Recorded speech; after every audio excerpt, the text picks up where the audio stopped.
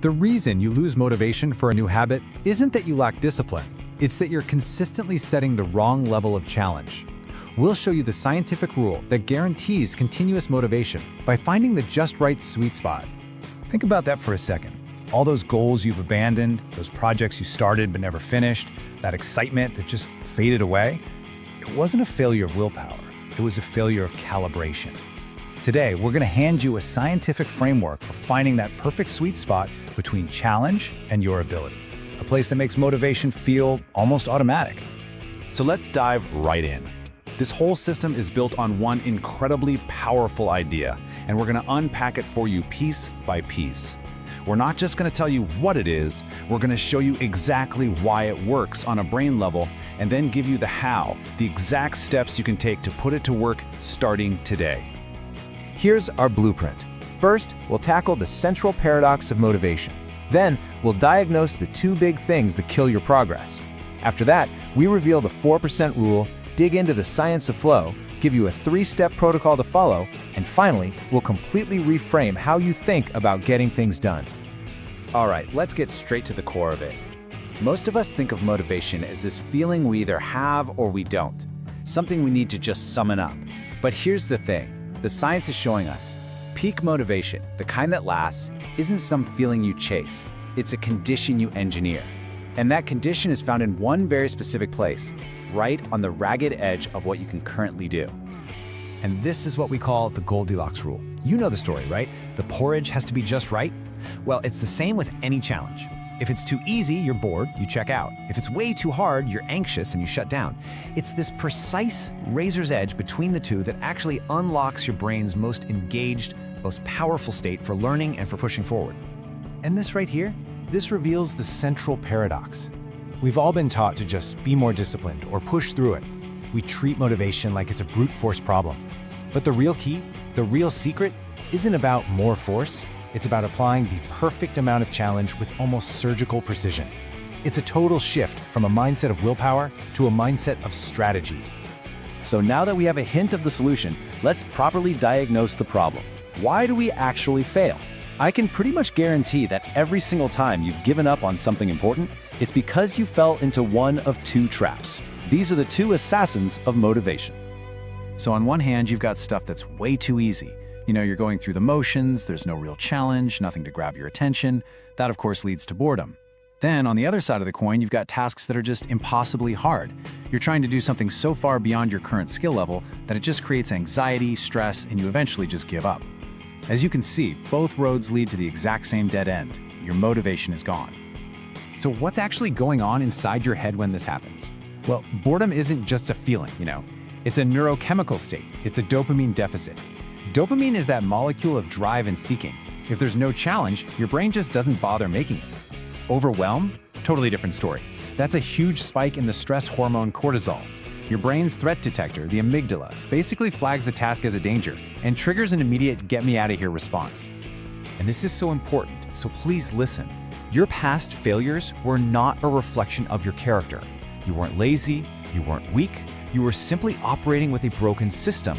You were aiming at the wrong target, failing to correctly calibrate the difficulty you needed to keep your brain switched on.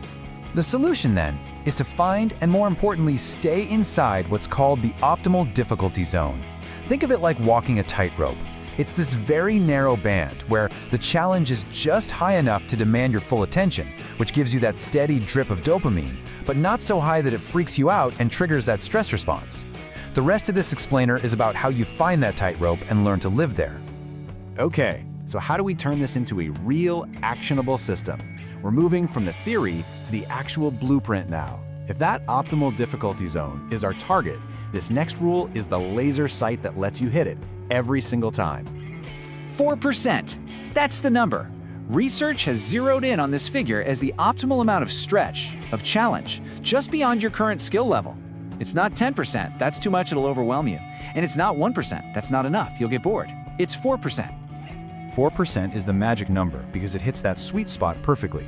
It's a big enough leap that it forces you to lock in and focus, to do what we call deep work, but it stays just inside the realm of what feels possible. It sends a message to your brain that says, hey, this is hard, but you can do it, which is maybe the most motivating message there is. So the whole framework really boils down to 3 core commitments. First, you are always aiming for a challenge that's just 4% past what you can comfortably do right now. Second, you absolutely must track your progress and adapt constantly. And third, the entire point of this system is to create the conditions for flow, that amazing state of effortless focus. And this is absolutely critical. That 4% target, it's not a fixed point. As you improve, your baseline skill level goes up. So what was a 4% stretch yesterday might be totally easy today. That's why tracking and adapting every single day are completely non-negotiable. This is a dynamic system, not a set-it-and-forget-it rule. You are literally building a feedback loop for your own growth. So why are we doing all of this? What's the point? The end game is to get into a state of flow. Flow is that incredible state where time just melts away. Your focus is absolute, and the work itself becomes its own reward. When you're in flow, motivation is a non-issue. The activity just pulls you along. The 4% rule is simply the key that unlocks that door. So we've covered the what and the how. Now let's really get into the why. What is actually happening inside your brain that makes this 4% rule so incredibly effective? This isn't just pop psychology. This is hardwired neurology. First off, it all comes back to dopamine, but it's about sustained dopamine. That 4% challenge creates this perfect little loop of anticipation, effort, and small wins. This provides a steady, reliable drip of dopamine, which is way more powerful for long-term drive than some huge random reward. You're literally building your own internal reward engine. Second, and this is where it gets really mind-blowing, operating at this 4% edge physically changes your brain faster. The intense focus it requires triggers a process called myelination. The easiest way to think about it is like adding insulation to an electrical wire. This fatty sheath called myelin wraps around your neural circuits, making them way faster and more efficient. So the 4% rule doesn't just make you feel motivated, it makes you learn faster and makes those skills stick. And finally, think of this rule as your neurological bodyguard. By keeping the challenge manageable, just below that emotional threat level, you stop your brain from flooding your system with cortisol. This keeps your prefrontal cortex, the smart, logical, problem-solving part of your brain, online and in the driver's seat. You stay in a state of strategic focus, not fight or flight.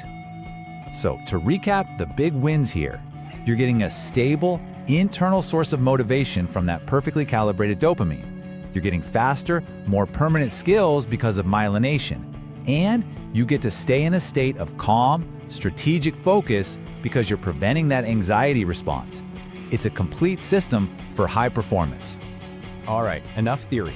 We've covered the paradox, the problem, the framework, and the science. It is time to make this real. We're shifting into pure coaching mode here. This is the exact protocol you can use to apply this to literally any skill or habit you want, starting right now. Here it is, your 3-step action plan. Step 1, get brutally honest with yourself. Define your true baseline. What can you do comfortably, consistently, right now, not what you wish you could do? Step 2 is the 4% iteration protocol. You immediately add 4% to that baseline, and you start tracking how hard it feels every single day. And step 3 is about committing to the loop. You schedule a non-negotiable block of time for this, and you actively manage your mindset while you do it. Let's make this super concrete. Let's say you want to build a writing habit. Your baseline, the amount you can write without any real stress, is 250 words. That's step 1. For step 2, you immediately increase that by 4%, which is just 10 words, so your new target is 260. You do that every day. And for step 3, the loop, if hitting 260 words feels pretty easy for 2 days straight, you run the math again. You increase your new target by another 4%, which brings you to about 270 words. You just keep this cycle going. Okay, listen up. I cannot say this strongly enough. This entire system completely falls apart if you don't track your progress every day. This is the feedback that fuels the whole engine. At the end of every session, just ask yourself, on a scale of 1 to 10, how hard was that? If it's consistently a 4 or 5, it's probably time to bump it up. If it's always an 8 or 9, you've gone too far, you need to dial it back. That's how you stay on the tightrope. And here's the final piece of this puzzle, your mindset. You have to actively coach yourself through this. When you feel that struggle, that little bit of friction from the 4% stretch, don't focus on just getting it done. Instead, tell yourself, this feeling of intense focus, this is the reward. You're literally rewiring your brain to love the process of getting better, not just a final outcome. We're arriving at our final and honestly our most important principle. If you only take one single idea away from this entire explainer, I want it to be this. This is the mental shift that will change your relationship with hard things forever. Here it is. The ultimate lesson of the Goldilocks Rule is this. Stop treating motivation like it's some emotional problem that requires more grit or patience. Start treating it like a structural engineering problem that you can solve with precision. Your motivation isn't something you have, it's something you build. So now, the question is for you. Think about a goal you have right now. Getting fit, learning an instrument, growing your business. Where is your 4% edge? What is the one habit, the one skill that you can apply this exact system to starting tomorrow morning? So let's bring it all home. Remember, the Goldilocks Rule solves that classic problem of inconsistent effort that comes from being either bored or overwhelmed. And why that matters so much is that it gives you a system to calibrate your challenges for continuous motivation. That 4% rule, combined with daily tracking, is the engine that sustains dopamine and speeds up skill building by keeping you locked in that perfect, optimal challenge zone. And that really brings us to the final thought. Productivity isn't about white-knuckling it and just doing more. It's about mastering intelligent systems that make deep focus and lasting effort the natural, effortless result. Find your 4% edge and go build your system.